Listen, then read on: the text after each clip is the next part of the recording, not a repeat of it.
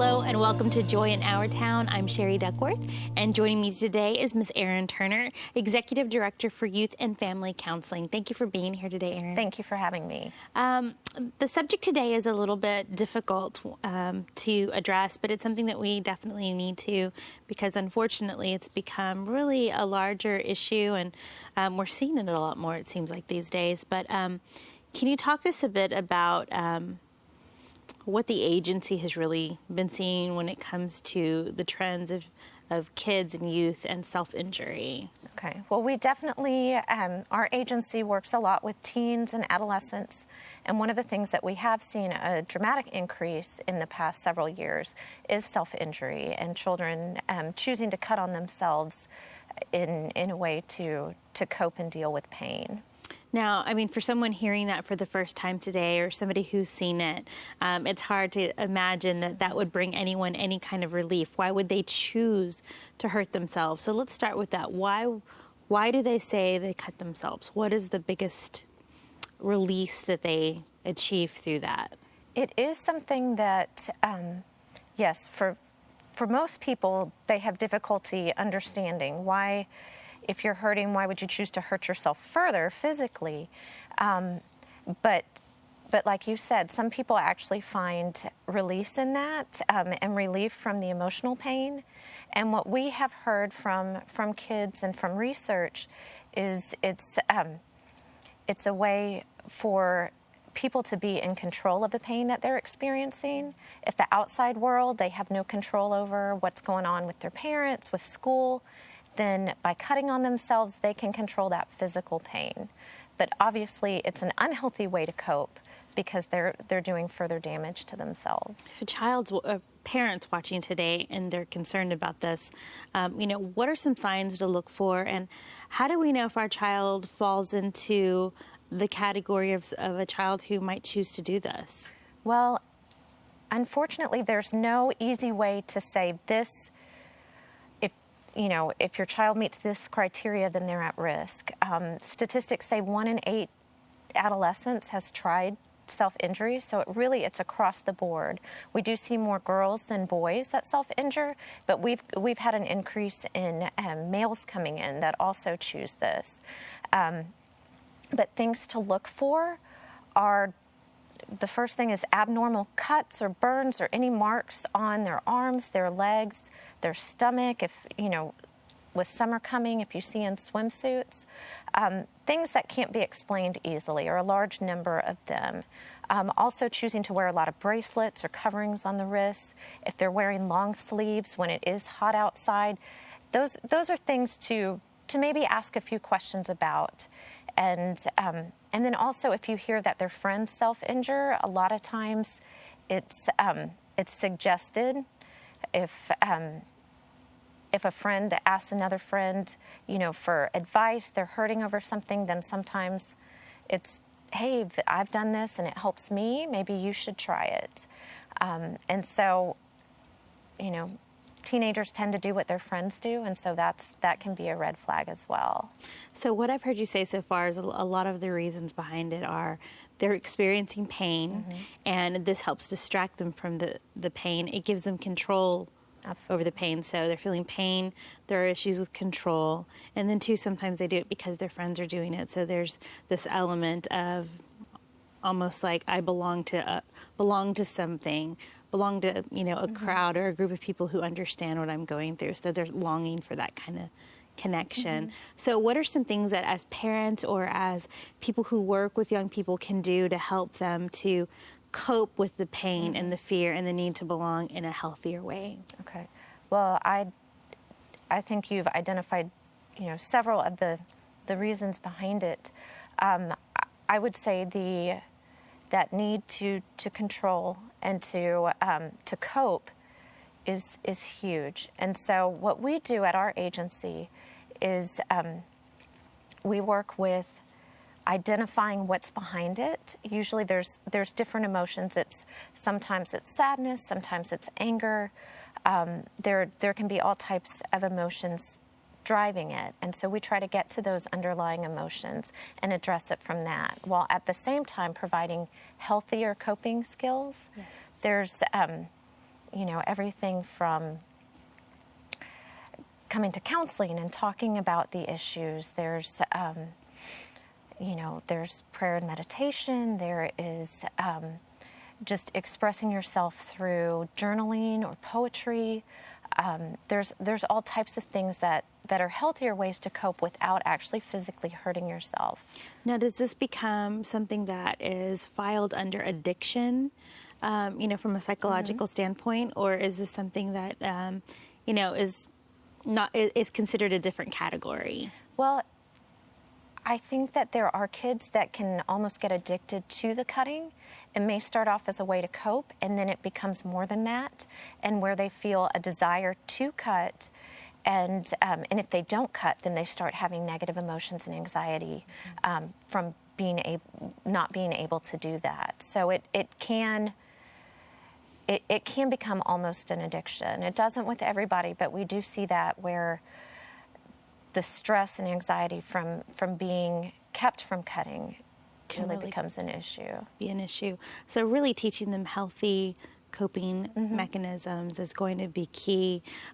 What encouraging words can you give parents to help communicate with a child who's cutting? What are some things they don't need to say? Okay. Well, what I encourage parents, to me, self-injury is definitely a sign that the person is hurting.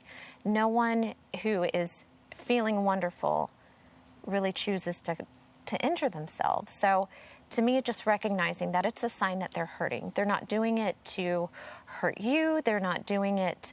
It's not just an attention-seeking behavior. This is a child that's hurting.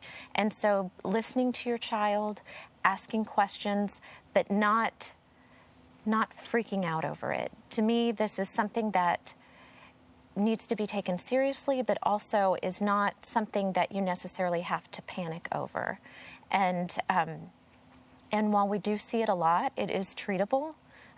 We have a lot of success at our agency helping kids dealing with self-injury to stop and to find those healthier ways of coping, and also to work through whatever the painful feelings are that they're going through. Sure. And of course, from the physical aspect, I mean, there's threat of infection if it's left, undetected for a long period of time. So, would you recommend, if you see that your child has been cutting, should we immediately get them to their primary care doctor, have all of that checked out as well? I would say that would depend on the severity of it. Some are very superficial. Some, obviously, if you're taking a razor or a sharp blade to your skin, then yes, there's the risk of infection. There's the risk of going too deep and, significant bleeding. Sure. Thankfully, we don't see as much of that, but definitely if you come across something and it's concerning, then absolutely your child's doctor is a good place to start. What are some of the practical things that you do when you're working with children who choose to self-injure? Kind of help us see what their therapies look like. Okay. Well, we first try to connect with the child and build that therapeutic relationship so they feel comfortable sharing with us and opening up. As I said, trying to find out what's behind it. Are the parents going through divorce? Are they being bullied at school? Are they dealing with depression, with anxiety?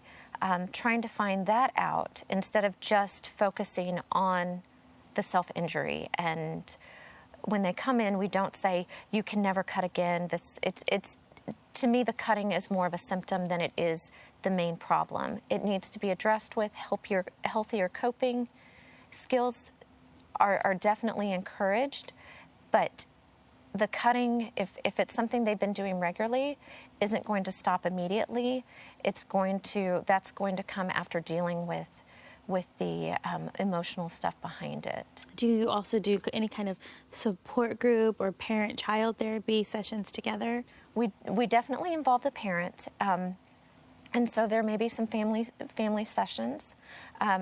Our agency is just starting an adolescent support group, not specifically for self-injury, but it's for adolescent girls, 13 to 17, and so that will deal with a wide range of issues facing facing teens today.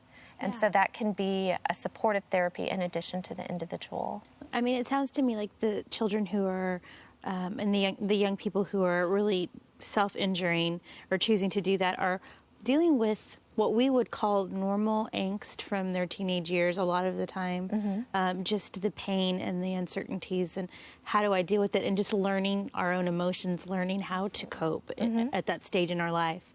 What are some things that we can do to teach our children how to cope in a healthy way so that, we can prepare them so that when they get to a certain, stage in their life and something traumatic occurs to them, from their perspective, it's traumatic, that they can cope with that in a healthy way?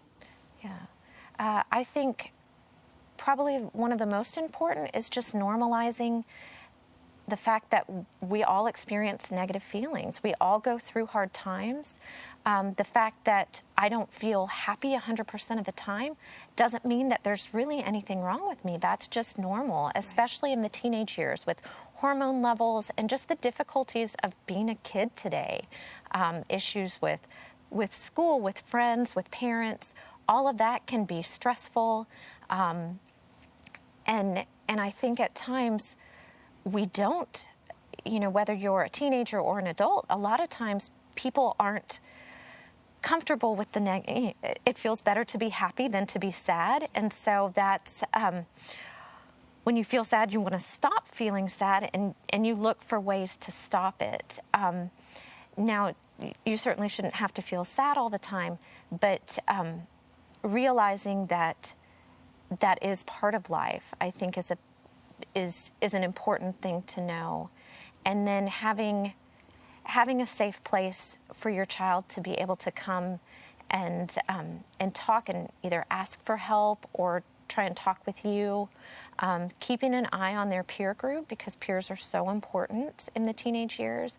Are they a good group of friends? Are you glad that they're associating with them? Because that can be a great source of support, but it could also be part of what's dragging them down. Right, exactly. I think that's really good. It's so basic just to say, hey, make sure your kids know that life, has its ups and downs. Make sure they know that they're going to be sad and it's normal, but it's true, because I think a lot of times when children don't have that modeled for them, they don't see mom and dad having a hard day. We don't want them to see it. Right. We protect them from it, but it's okay for them to see sometimes, you know what, I'm having a tough day today. I need to go in my room. I need to go have a bubble bath, or I need to go, meditate or pray for a little while, give me a few minutes kind of thing. Absolutely. Yeah. Modeling is very important, and being able to say, this is, I'm going through something difficult here. You don't have to share all the details with your 13-year-old. Sure. But just to say, had a really rough day at work and I'm feeling down.